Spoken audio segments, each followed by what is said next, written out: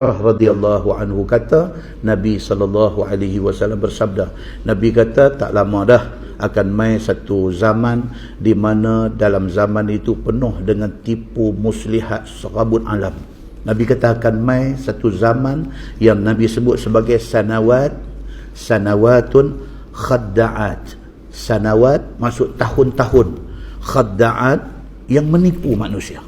Siapa hidup pada zaman tu, dia jadi manusia yang confused. Nabi kata pada zaman itu yusaddaqu fihal kazib, malang sekali.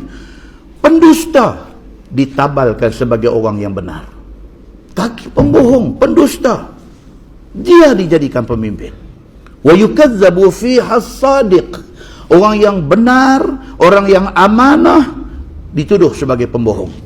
Dia jadi upside down, dia jadi terbalik kuang, dia jadi kita jadi serabut, jadi pening, jadi tak tahu hak mana betul, tak tahu hak mana salah. Nabi kata hampa panjang umur, hampa akan jumpa zaman tu. Zaman di mana manusia ni dia jadi pening habis. Pengkhianat diangkat naik, orang-orang yang amanah dijatuhkan, dia jadi huru-hara habis. Wa yu'tamanu fiha al-kha'in, dan orang-orang yang khianat diberi amanah. Wa yakhunu fiha al-amin, dan orang-orang yang amanah dituduh khianat. Nabi kata bila jadi macam ni, wa yantiqu fiha ar-ruwaibidah, bila keadaan sudah jadi macam tu, muncul satu golongan yang Nabi sebut sebagai ar-ruwaibidah. Depa ni yang duk bercakap dan cakap depa laku.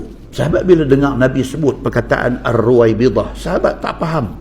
Qila wa ma ar-ruwaibidah ya Rasulullah. Sahabat kata, ya Rasulullah, siapa dia ni yang kata ar-ruwaibidah, yang bila keadaan jadi kelang kabut, huru-hara, upside down, tiba-tiba bangkit satu golongan yang dikatakan ar-ruwaibidah. Depa ni yang duk bercakap, dan depa ni cakap depa orang dengar. Siapa depa ni?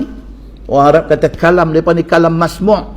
Masmu' daripada kata sami'a. Sami'a dengar. Masmu' maksudnya yang didengar.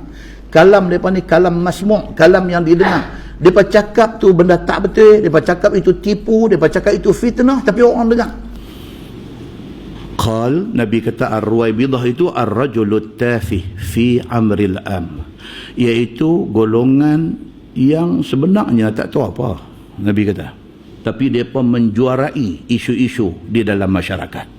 Golongan ni Nabi kata betul-betul kosong, nothing, otak kosong, tapi pandai gelembong orang.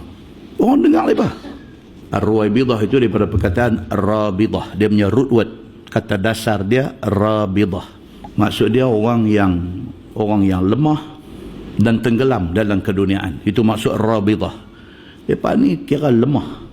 Mereka ni dipengaruhi oleh dunia. Otak kosong. Tapi malangnya bila mai akhir zaman, manusia jadi pening, jadi tak tahu hak mana benang, hak mana tak benang.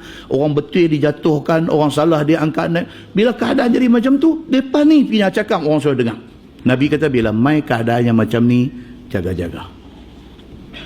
Imam Ash-Shatibi, bila orang tanya dia ar-ruwaibidah ni siapa, secara mudah, secara jelasnya, kata Imam Ash-Shatibi, ar-ruwaibidah ini adalah golongan yang bodoh, dia kata.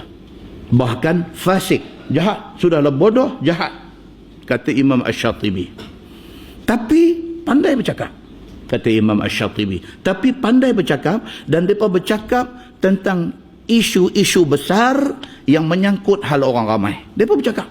Dan malangnya cakap golongan ini didengari. Muslimin dan muslimat yang dirahmati Allah sekalian, pastikan menjelang akhir zaman ni kita belajar sungguh-sungguh dan kita belajar ilmu yang sahih. Yang kedua, beramallah dengan ilmu yang kita belajar. Buat takat mana boleh buat. Yang ketiga, jangan sekali-kali kita termasuk dalam golongan yang berdusta atas nama agama. Dan jangan sekali-kali kita menjadi pengkhianat kepada agama. Jangan. Dan jangan kita jadi manusia yang nak tunjuk pandai. Tak mahu.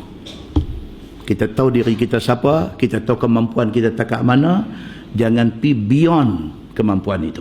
Kita mampu takat tu. Jangan lebih daripada apa yang kita mampu, kerana itu akan menipu orang.